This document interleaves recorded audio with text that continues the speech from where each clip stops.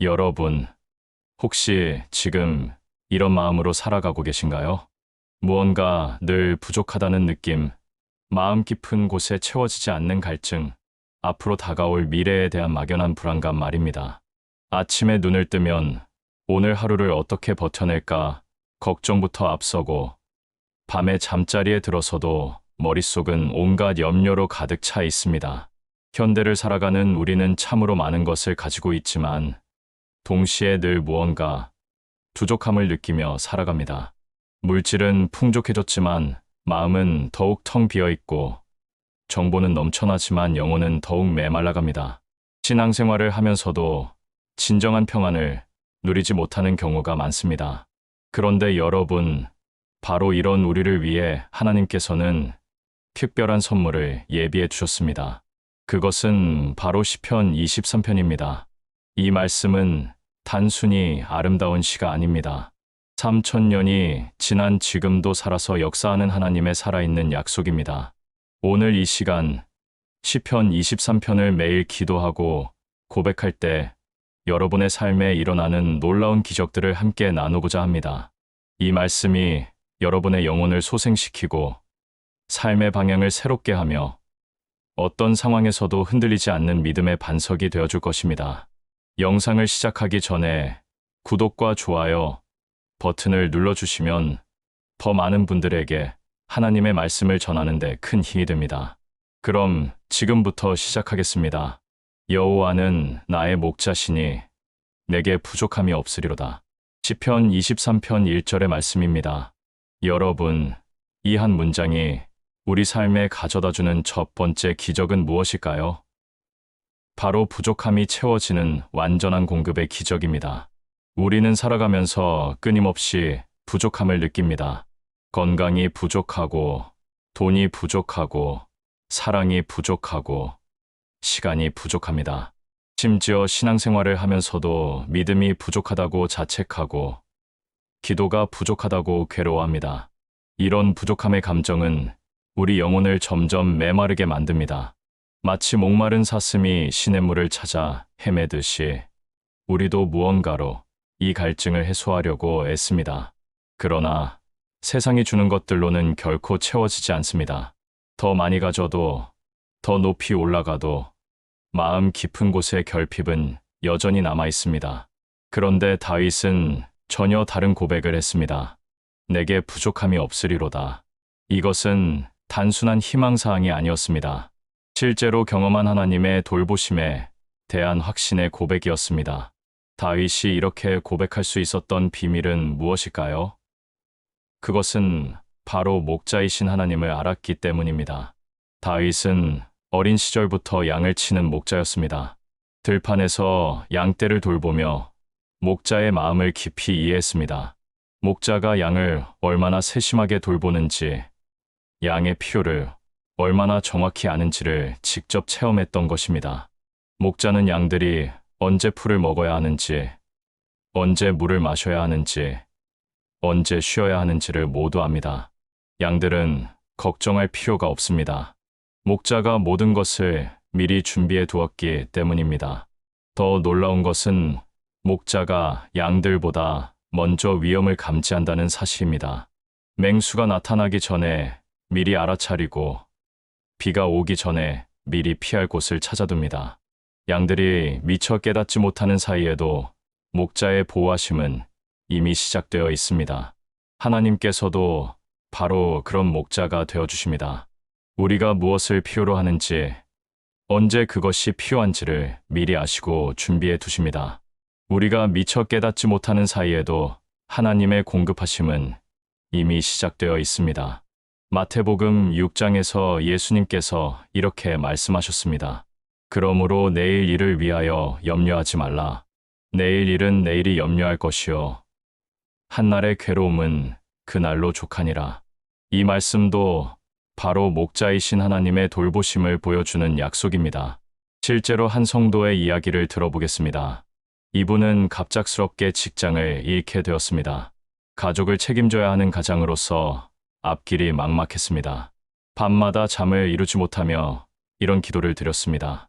하나님, 저에게는 정말 아무것도 없습니다.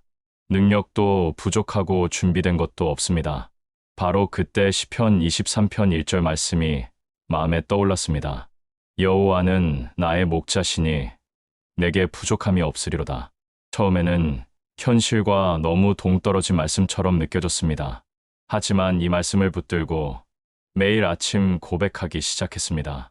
놀라운 일이 일어났습니다. 걱정과 불안이 점점 사라지기 시작했습니다.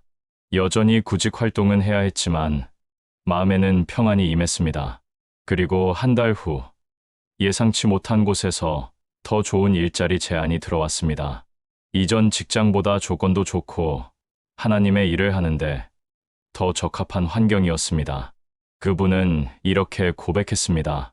그때 깨달았습니다. 하나님께서는 제가 직장을 잃기 전부터 이미 새로운 길을 준비하고 계셨다는 것을 말입니다. 제가 부족하다고 여겼던 모든 것들이 사실은 하나님의 완벽한 계획 안에 있었습니다. 또 다른 성도의 경험도 나누어 보겠습니다. 이분은 오랫동안 건강 문제로 고통받고 계셨습니다. 병원비만으로도 가게에 큰 부담이 되었고 치료 과정도 순탄하지 않았습니다. 왜 하나님께서 이런 시련을 허락하시는지 원망스러운 마음도 들었습니다. 그런데 어느 날 시편 23편을 묵상하다가 깨달음이 왔습니다. 여호와는 나의 목자시니 내게 부족함이 없으리로다. 이 말씀에서 부족함이 없다는 것은 아픈 것이 없다는 뜻이 아니라 아픈 중에도 하나님의 돌보심이 부족하지 않다는 뜻이라는 것을 알게 되었습니다. 그 후 이분의 마음이 바뀌었습니다. 여전히 몸은 아팠지만 마음에는 평안이 임했습니다. 하나님께서 자신을 버리지 않으시고 끝까지 함께 하신다는 확신이 생겼습니다. 그리고 시간이 지나면서 조금씩 건강도 회복되기 시작했습니다. 여러분, 이것이 바로 시편 23편이 가져다주는 첫 번째 기적입니다. 우리가 이 말씀을 붙들 때 하나님께서는 우리의 관점을 바꿔주십니다. 부족하다고 여겼던 것들이 사실은 하나님의 풍성한 공급 안에 있다는 것을 깨닫게 해주십니다. 목자이신 하나님께서는 우리에게 필요한 모든 것을 이미 아시고 준비해 주셨습니다. 우리의 영적 필요도, 물질적 필요도, 정서적 필요도 모두 아시고 계십니다. 때로는 우리가 원하는 방식과 다를 수 있지만 하나님의 공급하심은 언제나 우리에게 가장 좋은 것으로 임합니다. 히브리어로 부족함이 없다는 표현은 단순히 결핍이 없다는 의미를 넘어섭니다. 완전함, 충족함, 만족함이라는 깊은 의미를 담고 있습니다. 하나님께서 우리의 목자가 되실 때 우리는 진정한 만족과 충족을 경험하게 됩니다. 이 말씀을 매일 고백해 보세요. 여호와는 나의 목자시니 내게 부족함이 없으리로다. 이 고백이 여러분의 마음에 뿌리 내릴 때 부족함으로 인한 염려와 걱정이 평안과 감사로 바뀌는 놀라운 기적을 경험하게 될 것입니다. 그가 나를 푸른 풀밭에 누이시며 쉴 만한 물가로 인도하시는도다. 내 영혼을 소생시키시고 자기 이름을 위하여 의의 길로 인도하시는도다. 시편 23편 2절과 3절의 말씀입니다. 여러분, 요즘 세상을 살아가면서 진정한 쉼을 누려본 적이 언제였습니까? 몸은 누워 있어도 마음은 여전히 분주하고 잠자리에 들어도 머릿속에는 온갖 걱정이 맴도는 경험 해보셨을 겁니다. 현대를 살아가는 우리에게 쉼이란 참으로 귀한 것이 되었습니다. 특히 우리 같은 신앙인들은 더욱 그렇습니다. 교회 일도 해야 하고 가정도 돌봐야 하고 직장 일도 감당해야 합니다. 기도도 해야 하고 말씀도 읽어야 하고 전도도 해야 한다는 부담감까지 더해집니다. 언제부턴가 신앙생활마저 또 하나의 짐이 되어버린 것은 아닌지 돌아보게 됩니다. 그런데 하나님께서는 이런 우리에게 진정한 쉼을 주시고 싶어 하십니다. 그가 나를 푸른 풀밭에 누이시며, 여기서 푸른 풀밭이라는 표현을 주목해 보세요. 히브리어 원문에서 이 단어는 단순히 푸른 색깔을 의미하는 것이 아닙니다. 생명력이 넘치고 싱싱하고 풍성한 곳을 의미합니다. 광야에서 양을 치는 목자에게 푸른 풀밭을 찾는 것은 쉬운 일이 아니었습니다. 대부분의 땅은 메마르고 거칠었기 때문입니다. 그런 환경에서 푸른 풀밭을 찾아내는 것은 목자의 실력과 사랑을 보여주는 것이었습니다. 하나님께서도 마찬가지입니다. 이 메마른 세상에서 우리에게 진정한 쉼터를 마련해 주십니다. 그 쉼터는 단순히 몸을 눕히는 곳이 아닙니다. 영혼이 회복되고 생명력을 되찾는 곳입니다. 또한 쉴 만한 물가로 인도하신다고 했습니다. 여기서 쉴 만한 물이라는 표현도 깊은 의미가 있습니다. 히브리어로는 메누오트라고 하는데 이것은 고요하고 평안한 물을 의미합니다. 급류가 아니라 잔잔하고 깨끗한 물가를 뜻합니다. 양들은 급류에서는 물을 마실 수 없습니다. 물소리가 크면 놀라서 도망가고 물이 세차게 흐르면 위험하기 때문입니다. 목자는 반드시 양들이 안전하게 물을 마실 수 있는 고요한 물가를 찾아주어야 했습니다. 하나님께서도 우리에게 그런 쉼을 주십니다. 세상의 소음과 혼란에서 벗어나 고요한 곳에서 영혼의 갈증을 해소할 수 있도록 인도해 주십니다. 그 고요한 물가에서 우리는 하나님의 음성을 듣고 평안을 얻고 새 힘을 얻게 됩니다. 실제로 한 성도의 경험을 나누어 보겠습니다. 이분은 수년간 극심한 스트레스와 우울감에 시달리고 계셨습니다. 일도 잘 안 되고 가정도 평안하지 않고 건강마저 나빠졌습니다. 교회에 나와서도 마음이 무겁고 기쁨이 없었습니다. 어느 날 새벽 기도회에서 시편 23편을 묵상하게 되었습니다. 그가 나를 푸른 풀밭에 누이시며 쉴 만한 물가로 인도하시는도다. 이 말씀을 읽는데 갑자기 눈물이 쏟아져 나왔습니다. 그분은 이렇게 고백했습니다. 그동안 저는 쉬는 방법을 몰랐던 것 같습니다. 항상 무언가를 해야 한다는 강박에 시달렸고 가만히 있으면 불안했습니다. 심지어 기도할 때도 뭔가 열심히 해야 한다는 생각으로 가득했습니다. 그런데 이 말씀을 통해 깨달았습니다. 하나님께서는 제가 애쓰고 노력하는 것보다 먼저 저를 쉴 수 있는 곳으로 인도하고 싶어 하신다는 것을 말입니다. 그날부터 기도의 자세가 바뀌었습니다. 무언가를 간구하기 전에 먼저 하나님 앞에서 마음을 내려놓는 시간을 가지기 시작했습니다. 그가 나를 푸른 풀밭에 누이시며 쉴 만한 물가로 인도하시는도다. 이 말씀을 반복해서 묵상하며 하나님의 품에서 쉬는 연습을 했습니다. 놀라운 변화가 일어났습니다. 마음의 평안이 찾아왔고 잠도 깊이 잘 수 있게 되었습니다. 일상의 스트레스는 여전했지만 그것에 압도당하지 않게 되었습니다. 무엇보다 하나님과의 관계가 회복되면서 신앙의 기쁨을 다시 맛보게 되었습니다. 내 영혼을 소생시키시고 바로 이 말씀이 현실이 된 것입니다. 소생시킨다는 히브리어 단어는 돌이킨다, 회복시킨다는 의미입니다. 죽어가던 것을 다시 살려내시는 하나님의 능력을 보여주는 표현입니다.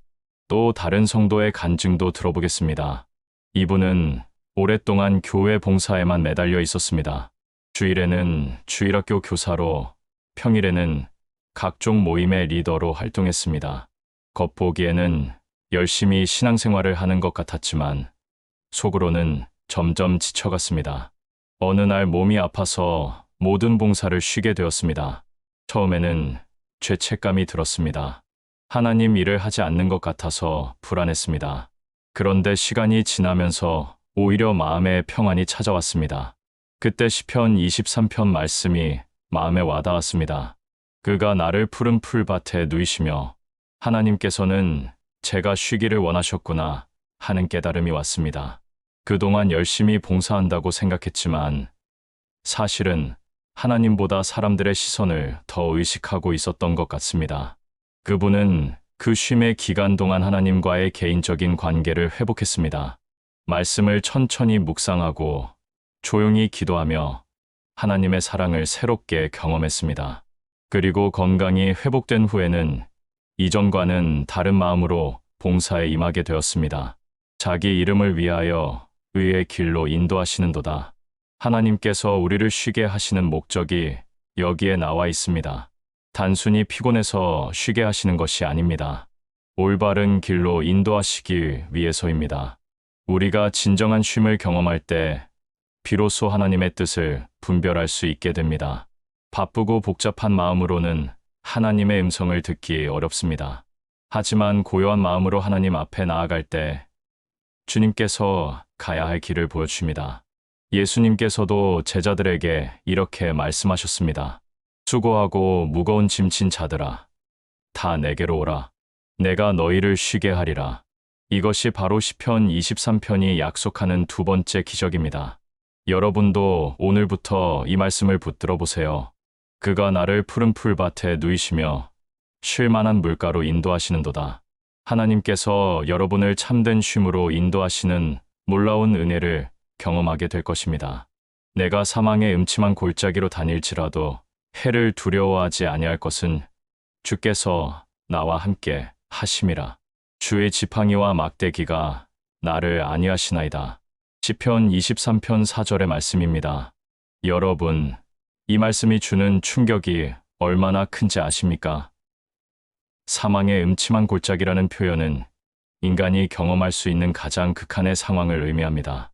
절망과 공포, 절대적인 고립감과 무력감이 지배하는 그런 상황 말입니다. 그런데 다윗은 그런 상황에서도 해를 두려워하지 아니한다고 고백했습니다. 이것이 어떻게 가능할까요? 그 이유가 바로 주께서 나와 함께 하심이라는 확신 때문이었습니다. 사망의 음침한 골짜기라는 히브리어 표현을 자세히 살펴보겠습니다. 차르마베트라고 하는 이 단어는 단순히 죽음을 의미하는 것이 아닙니다. 죽음의 그림자, 죽음이 드리운 어둠을 뜻합니다.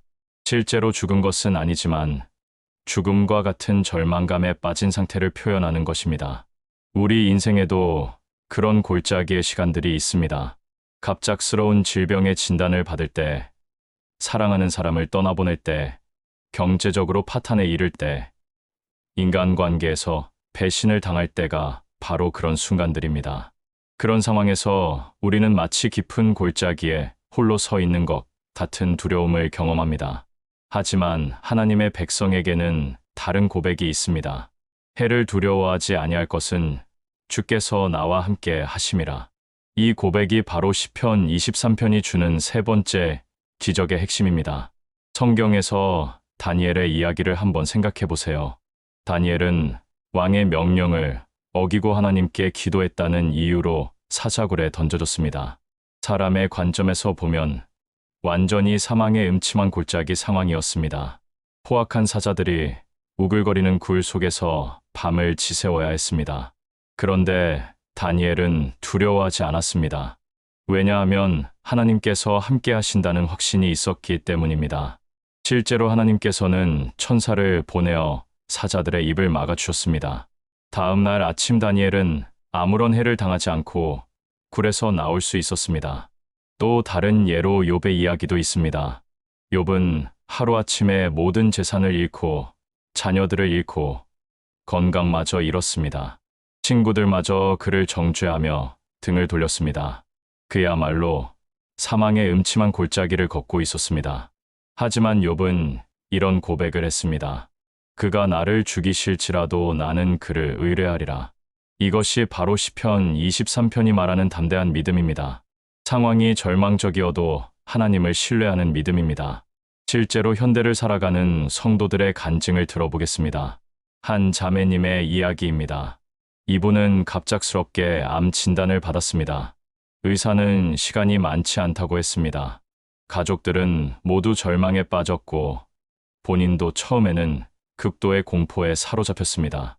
그런데 어느 날 새벽 기도 시간에 시편 23편 4절 말씀이 마음에 강하게 임했습니다. 내가 사망의 음침한 골짜기로 다닐지라도 해를 두려워하지 아니할 것은 주께서 나와 함께 하심이라. 그 순간 놀라운 평안이 마음에 임했습니다. 이분은 이렇게 고백했습니다. 죽음에 대한 두려움이 완전히 사라진 것은 아니었습니다. 하지만 그보다 더 큰 확신이 생겼습니다. 살든지 죽든지 하나님께서 함께 하신다는 확신 말입니다. 그 확신이 두려움보다 더 컸습니다. 그 후 이분의 삶이 완전히 바뀌었습니다. 치료 과정도 담대하게 받아들였고 가족들을 오히려 위로하며 격려했습니다. 주변 사람들이 놀랄 정도로 평안한 모습을 보였습니다. 결국 기적같이 건강을 회복하셨지만 그보다 더 큰 기적은 두려움을 이기는 믿음을 얻은 것이었습니다. 주의 지팡이와 막대기가 나를 안위하시나이다. 이 부분도 깊은 의미가 있습니다. 목자의 지팡이는 양들을 인도하고 보호하는 도구였습니다. 막대기는 맹수나 도적들로부터 양떼를 지키는 무기였습니다. 하나님께서도 우리에게 그런 지팡이와 막대기가 되어주십니다. 어두운 골짜기를 걸을 때 길을 잃지 않도록 인도해 주시고 영적인 원수들로부터 우리를 보호해 주십니다. 안위한다는 것은 위로하고 격려한다는 뜻입니다. 또 다른 성도의 간증도 들어보겠습니다. 한 형제님은 사업 실패로 인해 엄청난 빚을 지게 되었습니다. 채권자들의 독촉에 시달리고 가족들에게도 미안한 마음뿐이었습니다. 극단적인 선택까지 생각할 정도로 절망적인 상황이었습니다. 그런데 어느 날 시편 23편을 읽다가 4절 말씀에서 멈추게 되었습니다. 내가 사망의 음침한 골짜기로 다닐지라도 해를 두려워하지 아니할 것은 주께서 나와 함께 하심이라. 이 말씀이 마음 깊이 박혔습니다. 그분은 이렇게 고백했습니다. 그때 깨달았습니다. 제가 두려워하는 것은 죽음이 아니라 실패에 대한 부끄러움이었습니다. 사람들의 시선과 평가가 무서웠던 것입니다. 하지만 하나님께서는 그런 저와도 함께 하신다는 것을 알게 되었습니다. 그 후로 마음가짐이 완전히 바뀌었습니다. 여전히 어려운 상황이었지만 두려움에 압도당하지 않게 되었습니다.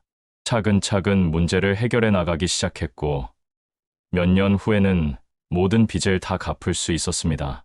무엇보다 그 과정에서 하나님의 신실하심을 깊이 체험했습니다. 사도 바울도 비슷한 고백을 했습니다. 내게 능력 주시는 자 안에서 내가 모든 것을 할 수 있느니라. 이것이 바로 시편 23편이 주는 담대함입니다. 상황이 절망적이어도 하나님께서 함께 하시기 때문에 두려워하지 않는 믿음입니다. 여러분도 지금 어떤 골짜기를 지나고 계십니까? 질병의 골짜기일 수도 있고, 경제적 어려움의 골짜기일 수도 있고, 인간관계의 골짜기일 수도 있습니다. 어떤 골짜기든 상관없습니다. 시편 23편 4절 말씀을 붙들어 보세요. 내가 사망의 음침한 골짜기로 다닐지라도 해를 두려워하지 아니할 것은 주께서 나와 함께 하심이라. 이 말씀이 여러분의 마음에 뿌리 내릴 때 어떤 상황에서도 두려워하지 않는 담대한 믿음이 생길 것입니다. 하나님께서는 여러분을 홀로 두지 않으십니다. 가장 어둡고 절망적인 순간에도 함께 걸어가 주십니다. 이것이 바로 시편 23편이 약속하는 세 번째 놀라운 기적입니다. 지금까지 시편 23편이 가져다주는 세 가지 놀라운 기적을 함께 나누었습니다.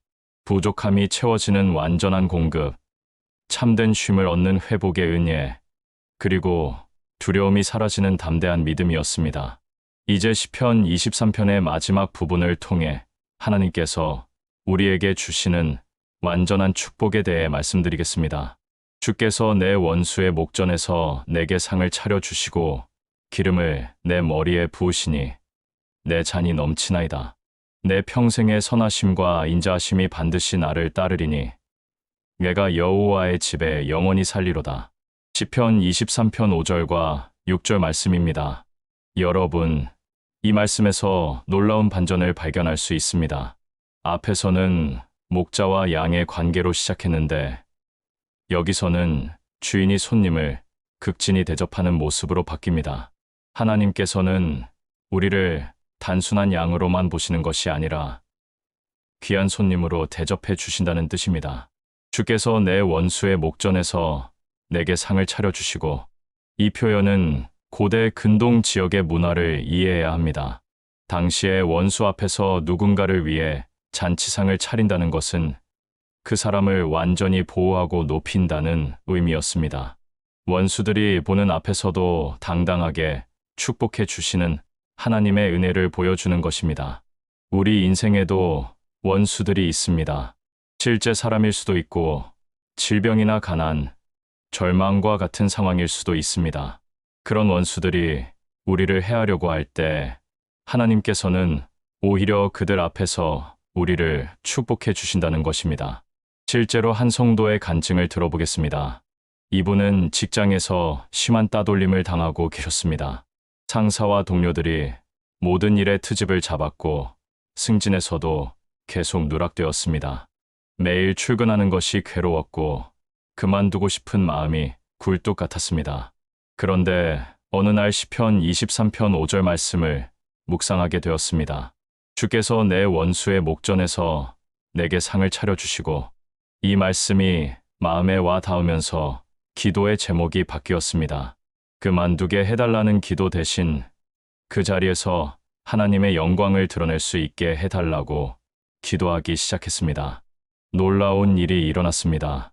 몇 달 후 회사에 큰 프로젝트가 들어왔는데 이분의 전문 분야였습니다. 그동안 쌓아온 실력을 발휘할 기회가 온 것입니다. 프로젝트는 대성공을 거두었고 이분은 전 직원 앞에서 표창을 받게 되었습니다. 그분은 이렇게 고백했습니다. 바로 그 순간 시편 23편 말씀이 현실이 되었습니다. 저를 괴롭혔던 사람들이 보는 앞에서 하나님께서 저를 높여주신 것입니다. 그들의 표정이 아직도 기억납니다. 하나님께서 정말로 제 편이 되어주셨다는 것을 모든 사람이 보게 되었습니다. 기름을 내 머리에 부으시니 내 잔이 넘치나이다.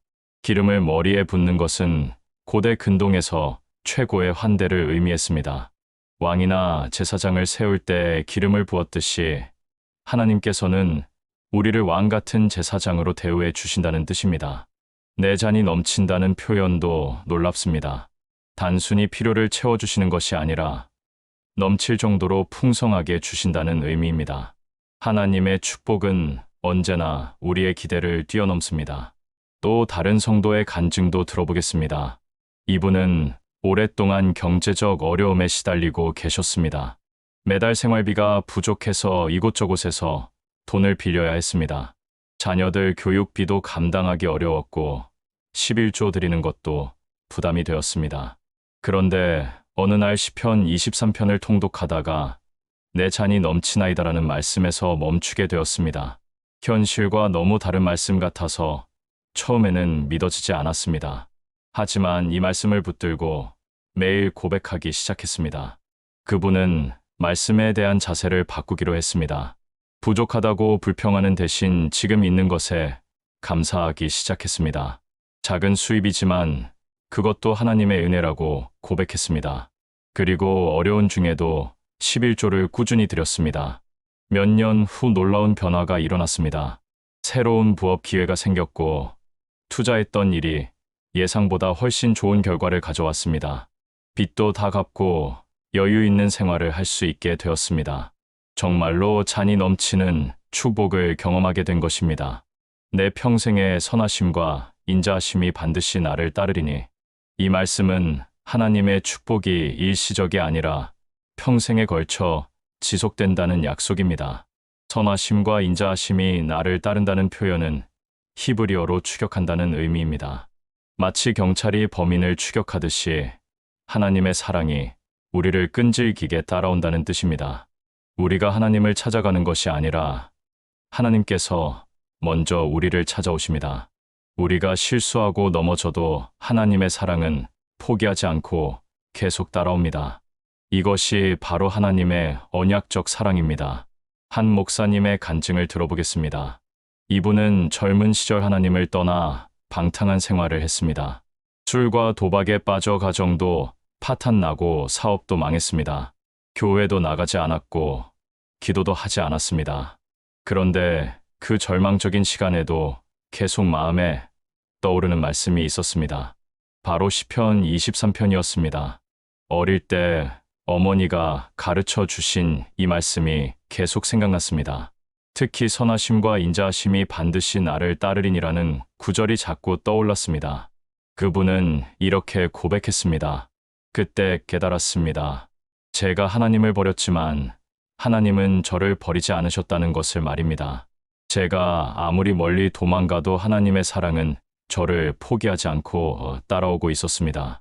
그 사랑에 감동되어 하나님께 돌아올 수 있었습니다. 내가 여호와의 집에 영원히 살리로다.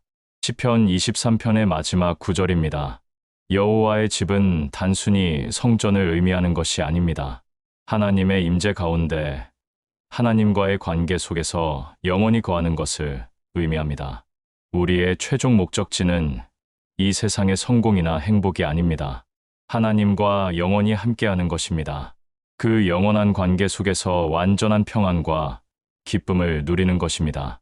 이것이 바로 시편 23편이 약속하는 완전한 축복입니다. 현재 필요를 채워주실 뿐만 아니라 영원한 미래까지 보장해 주시는 하나님의 은혜입니다. 여러분, 지금까지 시편 23편의 놀라운 약속들을 함께 나누었습니다. 부족함이 채워지는 기적, 참된 쉼을 얻는 은혜, 두려움이 사라지는 담대함, 그리고 넘치는 축복과 영원한 약속까지 말입니다. 이 모든 것이 단순한 이론이 아닙니다. 우리가 시편 23편을 붙들고 고백할 때 실제로 경험할 수 있는 하나님의 역사입니다.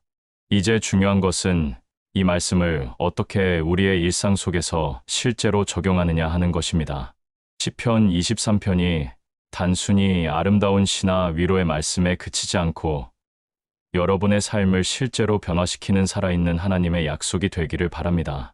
먼저 매일 아침 이 말씀으로 하루를 시작해 보세요. 여호와는 나의 목자시니 내게 부족함이 없으리로다. 이 고백으로 하루를 열면 하나님께서 오늘 하루도 여러분을 돌보실 것이라는 확신을 가지고 살아갈 수 있습니다.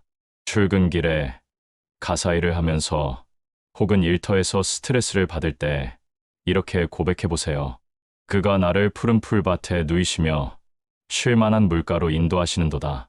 마음이 분주하고 복잡할 때 이 말씀이 여러분의 영혼에 참된 평안을 가져다 줄 것입니다.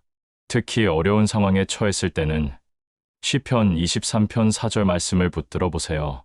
내가 사망의 음침한 골짜기로 다닐지라도 해를 두려워하지 아니할 것은 주께서 나와 함께 하심이라.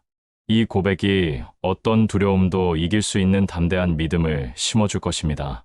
그리고 잠자리에 들기 전에는 시편 23편 전체를 천천히 묵상해 보세요.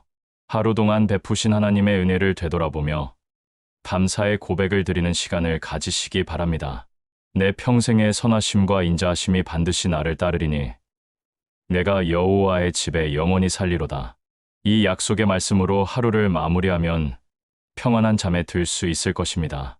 실제로 많은 성도들이 이렇게 실천하며 놀라운 변화를 경험하고 있습니다. 한 권사님은 이런 간증을 해주셨습니다. 매일 아침 시편 23편을 읽고 하루를 시작한 지 한 달이 지나니까 마음가짐이 완전히 달라졌다고 했습니다. 예전에는 하루가 시작되면 걱정거리부터 생각했는데 이제는 하나님의 돌보심부터 생각하게 된다는 것입니다. 또 다른 집사님은 이런 고백을 하셨습니다. 직장에서 힘든 일이 생길 때마다 화장실에 가서 조용히 시편 23편을 암송한다고 했습니다. 그러면 마음이 진정되고 상황을 하나님의 관점에서 볼 수 있게 된다는 것입니다. 동료들도 그분의 변화된 모습을 보고 놀란다고 했습니다. 한 자매님은 이런 경험을 나누어 주셨습니다. 아이들이 아플 때나 가정에 어려운 일이 생길 때 시편 23편을 큰 소리로 선포한다고 했습니다. 여호와는 나의 목자시니 내게 부족함이 없으리로다. 이렇게 선포하면 가정에 평안이 임하고 문제들이 해결되는 것을 경험한다고 했습니다. 여러분도 이 말씀을 단순히 읽기만 하지 마시고 선포해 보세요. 믿음으로 고백할 때 말씀은 살아 역사하는 하나님의 능력이 됩니다. 주의 지팡이와 막대기가 나를 안위하시나이다. 이런 고백이 여러분 삶의 실제적인 위로와 힘이 될 것입니다. 그리고 가족들과 함께 이 말씀을 나눠보세요. 부부가 함께, 부모와 자녀가 함께 시편 23편을 읽고 묵상하는 시간을 가져보시기 바랍니다. 각자가 이 말씀을 통해 받은 은혜를 나누고 함께 기도하는 시간을 가지세요. 가정이 하나님의 축복으로 가득 차게 될 것입니다. 교회에서도 이 말씀을 나누어 보세요. 구역 모임이나 제자 모임에서 시편 23편의 은혜를 함께 나누고 서로의 간증을 들어보세요. 하나님께서 각자의 삶에 어떻게 역사하고 계시는지 확인하며 서로 격려하고 기도해 주시기 바랍니다. 특히 어려움 가운데 있는 성도들에게 이 말씀을 전해주세요. 병상에 계신 분들, 경제적 어려움을 겪고 계신 분들, 가정 문제로 고생하고 계신 분들에게 시편 23편의 위로와 소망을 전해 주시기 바랍니다. 이 말씀이 그분들에게 실제적인 도움과 힘이 될 것입니다. 또한 이 말씀을 암송해 보시기 바랍니다. 시편 23편은 짧지만 강력한 말씀입니다. 외워서 언제든지 고백할 수 있게 되면 더욱 큰 유익을 얻을 수 있습니다. 급한 상황이나 위급한 순간에도 이 말씀이 여러분의 마음을 지켜줄 것입니다. 암송할 때는 단순히 글자만 외우지 마시고 의미를 새기며 외우세요. 여호와는 나의 목자시니 내게 부족함이 없으리로다. 이 한 구절을 외울 때도 하나님께서 나의 목자가 되어 주신다는 감사함으로 부족함이 없다는 확신으로 외우시기 바랍니다. 그리고 이 말씀을 다른 사람들에게도 전해주세요. 믿지 않는 가족이나 친구들에게도 이 아름다운 말씀을 소개해 주시기 바랍니다. 복음 전도의 좋은 도구가 될 수 있습니다. 하나님의 사랑과 돌보심이 얼마나 세밀하고 완벽한지를 보여주는 말씀이기 때문입니다. 마지막으로 이 말씀을 통해 받은 은혜를 간증으로 남겨보세요. 하나님께서 여러분의 삶에 어떤 기적을 행하셨는지, 어떤 변화를 주셨는지를 기록해 두시기 바랍니다. 후에 어려운 일이 생겼을 때 그 간증을 다시 읽어보면 큰 격려가 될 것입니다. 여러분, 시편 23편은 3000년 전 다윗이 기록한 말씀이지만 오늘 우리에게도 살아서 역사하는 하나님의 약속입니다. 목자이신 하나님께서는 지금도 여러분을 사랑하시고 돌보시고 인도하고 계십니다. 여러분의 필요를 아시고 여러분의 마음을 이해하시며 여러분과 함께 모든 길을 걸어가고 계십니다. 오늘부터 시편 23편과 함께하는 새로운 삶을 시작해보세요. 부족함 없는 삶, 참된 쉼이 있는 삶, 두려움 없는 담대한 삶을 살아가시기 바랍니다. 그리고 하나님의 선하심과 인자하심이 평생 여러분을 따르는 축복된 인생을 누리시길 바랍니다. 이 영상이 여러분에게 도움이 되셨다면 구독과 좋아요를 눌러주세요. 알림 설정도 해주시면 새로운 말씀 영상을 놓치지 않고 받아보실 수 있습니다. 더 많은 하나님의 말씀과 은혜를 나누고 싶습니다. 여러분의 응원과 기도가 큰 힘이 됩니다. 귀한 시간을 내어 끝까지 함께 해주신 여러분께 진심으로 감사드립니다. 여러분의 하루하루가 시편 23편의 축복으로 가득하길 바랍니다.